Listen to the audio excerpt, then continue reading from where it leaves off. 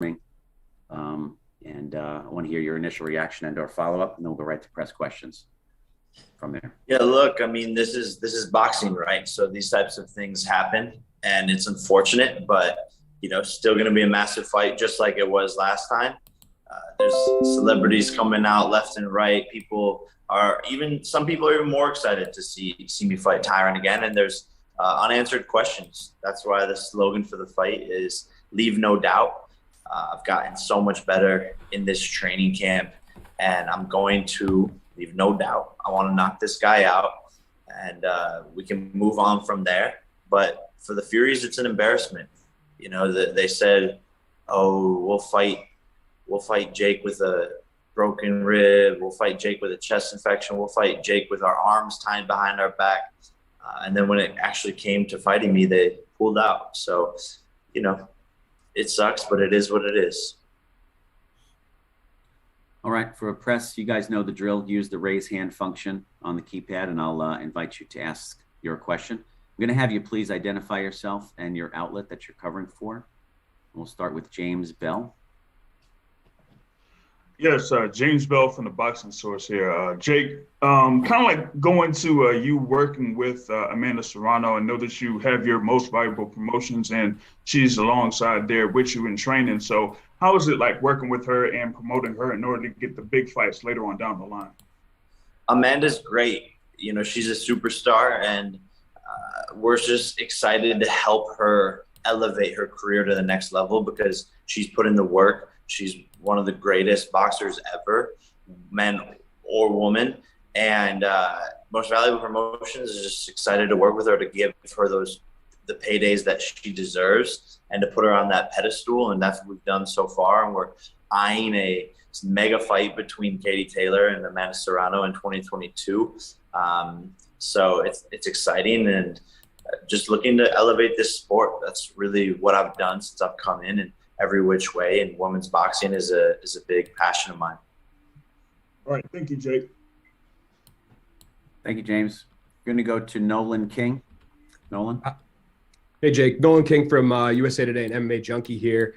Obviously, for Tyron to get this rematch, there's a lot for him to gain. He can get his win back, or he can get the win that he was seeking the first time around. But for you, what do you feel like the biggest thing is for you to gain here? Having fought Tyron once before and already defeated him. For me, the biggest thing to gain is proving people wrong from last time that thought he won, which is hilarious, including the judge who made it a split decision. Clearly, he was at some different fight. But now I'm just going to back that up and go and knock this guy out. And it just goes to show that when I say anyone, anytime, any place, I mean it. And most fighters aren't like that. And for me to take whoever, wherever, whenever, this early on in my career, doing 8-round fights and in my 5th fight, it's unheard of. So people just need to realize how serious I take this and how a lot of these other professional fighters don't train as hard as me. They're not as prepared as me. And like Tommy Fury, he pulled out of the fight because of, some silly little thing. I fought with a broken nose. I fought sick. The list goes on. So the last fight against Tyron, I had a hyperextended elbow. Didn't say anything. Why? Because it doesn't matter. I'm still going to go in there and find a way to win. So that's my motivation, is win. And I saw in the video you put out this morning, you had talked about how you're going to, give Tyron $500,000 should he be able to knock you out. What was the motivation behind that offer from you as well? Man, you know me, I like to make things more interesting all the way across the board. There's been this rumor going around about a no knockout clause in my contracts, which someone started and everyone else ran with. People are like sheep. They just believe anything they read or see, and they go whichever way the crowd is going. So that's been a rumor that is completely untrue. I'll be in jail for rigging fights. It's illegal. And so we just wanted to squash that rumor right away. And from now on, we will be giving bonuses to my opponents if they can knock me out, because we want to incentivize them, prove to the media that, all of this, prove to the media and to the world that all of these rumors aren't true. And to be clear, that's contractual in Tyron's agreement. So there's a contractual guarantee that if he knocks out or TKOs Jake, he gets a $500,000 bonus payment. Gotcha. Thanks. And the last one for me, Go ahead, you know, Nolan. Tommy has issued a statement since his withdrawal saying that, you know, he apologized and said that he's dealing with a broken rib and a chest infection, and that he hopes that this would be something that would be able to be run back next year. The fact that he pulled out of this fight, would that give you any hesitation of signing to fight him again in the future? It does. It really does. You know, he didn't show up to the press conference, and then he pulled out of the fight. He's done a terrible job at promoting the fight that we had. He posted on social media whenever, like once every other week. You know, he's not as hype as everyone thought, and I'm pissed off now. I don't like them. I don't like anything to do with that family. I think they're sketchy. I think they're shady. And I don't see really a reason to come back next year and give him that big of an opportunity and that big of a payday. It would almost be more fun and more satisfying for me to just leave him in the dust and make him fight till he's 25-0 if he gets that far, to get the same payday that he was getting in his 8th fight. You know, we'll see. We'll see. Thanks, Jake. Appreciate it. Nolan, thank you. Let's go to Jake Donovan. Jake? Thanks. Hello, Jake. This is Jake. I just wanted to ask, obviously it's too late to adjust for, you know, in training, you know, from Tommy Fury to a rematch with Tyron, but is there anything different about this training camp that was the case in your last one? Yeah, I mean, we changed up a lot of things. A to Z. You know, last fight showed, okay, Jake's not just going in there and knocking Tyron out. You know, there's a lot of things to work on. I didn't fight my best fight for sure, so it wasn't even my best night, but there was a lot of things to work on, and we did that this camp. We went 10 times harder. I've sparred almost 200 rounds since that fight, and changed up a lot of details. Diet, it was one of the big things. I really stopped eating as many carbs. We brought in a nutritionist, and he tweaked every little thing, and I'm 10 pounds lighter than I was going into the last fight. So I'm feeling faster, but also stronger at the same time. Gotcha. I appreciate that. And then I also appreciate you clearing up, you know, the no knockout, you know, rumor in your contract. If you can also clear up a rumor about drug testing involved in this fight. Yeah, same thing. Again, it's people making stuff up. John Fury, again, he spent 11 years in prison. He's a delusional old guy, and making a rumor up. And of course, everyone believes anything they read on the internet today, which is sad because people don't actually look into it. But the smart ones who did look into it saw, oh, wait, no, there is drug testing for this fight. The Florida State Athletic Commission is drug testing Jake and Tommy multiple times. And so there was never a denial on my end of doing any sort of drug test. And then I look at that same thing where they're out there saying, Tommy will fight Jake with an arm tied behind his back. Tommy will fight him with this. Tommy will fight him with that. And then it turned out not to be true. Then they come out and say, oh, Jake didn't want a drug test. So wait a second. Maybe they're the ones using the steroids or whatever it is. Like, who knows? They're a shady family, and do a side-by-side picture of me and Tommy. Gotcha. I look like I eat cookies. You know, like I'm like sort of I'm in shape, but I'm just like always been naturally sort of a tubby kid. And Tommy is ripped to shreds. Why isn't he fat like Tyson? My guess is whoever smelt it dealt it. Gotcha. Thanks for clearing that up. Looking forward to seeing you next week. Jake, do you eat cookies? Not a real thing. I did. I did eat cookies in the last camp, but this camp I cut them all out. I'm kidding. I didn't. No, but seriously, like, I love cookies, man. And it's Christmas. I got my Christmas tree like right here. I'm waiting till I can have some cookies. December after this fight. Oh. All right. Our next one comes from Jeremy Herridges. Jeremy. Hi, Jake. Jeremy Herridges with Fansided.com. When you get the news that Tommy's out, was Tyron your go-to for this fight, or did you have other candidates in mind? Yeah, I mean, Tyron was the immediate go-to. You know, he had been training, and again, last fight was massive, had a ton of hype around it, and there was unanswered questions. So he was really the perfect person to throw in there.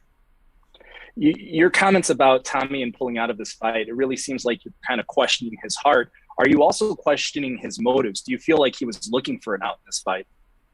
For sure, man. I question everything about that family. And when you throw – this kid is 22, right? So when you throw a 22-year-old in who – he's never accomplished anything himself. The only reason he's anything is because of his brother. So he's had a silver spoon in his mouth his whole entire life. He's got fame because of his brother, and he's never actually had a real opponent. He's only been put in there with people who were meant to lose. So when you throw in that, you throw in you're fighting me, I'm a scary guy to fight. The shit talk, the pressure, all of this, I think he cracked and tried to find a way out. 100%. I truly believe that in the deepest bones of my body, and it's just unfortunate. Thank you for the time, Jake. Much appreciated. Thanks, Jeremy. Next question is from Damon Martin. Damon, go ahead. Hey, Jake. Damon Martin from MMA Fighting. Can you kind of give me a timeline how this whole thing unfolded? Like, when did you get the news that Tommy wasn't going to fight? And then how quickly did the Tyron fight come together? Yeah, I got the news early Friday morning when it was pretty much a done deal. And my manager, Nikisa, had already spoken to Tyron, who was willing to step up. And I believe, later that evening or the next day, we already had the contract signed from Tyron. I know Tyron really wanted the rematch. We had the whole tattooed bed, all that kind of stuff went on. It seemed like you kind of put him behind you, but is there maybe a little bit of respect that, listen, this is a big opportunity. He's getting a chance to maybe try to avenge his loss, but at the same time, he is taking a fight against you on 2 weeks' notice. Like, is there a certain level of respect for a guy stepping into a situation like this? 100%. He has balls, and Tyron deserves a lot of credit for stepping in here. As does Jake, though, Damon. Jake deserves the same respect, right? He's taking a fight 12 days out when he's 4-0 in his career, doing pay-per-view numbers that no other boxer outside of Canelo is doing on their own. So he's risking a lot to ensure this fight stays together. And last one for you, Jake. Last time when I spoke to you in Cleveland after the fight, you didn't make any excuses about your performance, but you said you kind of felt weird in there. Your feet felt weird. You didn't feel yourself in that fight. Do you feel like this is that chance to kind of rectify what happened the last time? I mean, you won, but you didn't get to put on the performance you wanted to against Tyron. I know you acknowledged that after the fight. Yeah, and that's why this is exciting to me, and that's what I'm using as my motivation, is the fact that I get to leave no doubt. And like you said, last fight I had a hyperextended elbow, and I was massaging my legs the morning of the fight, which is why I found out that, I get into the ring and I was feeling like just weak, almost like I was like sort of in space. So made a ton of adjustments, and he's going to be fighting a different person December 18th. And I'm excited to show him that and to show the world that. Thanks, Jake. Okay, it looks like we have time for a couple more. We're going to go to Stephen Mulhausen. Stephen?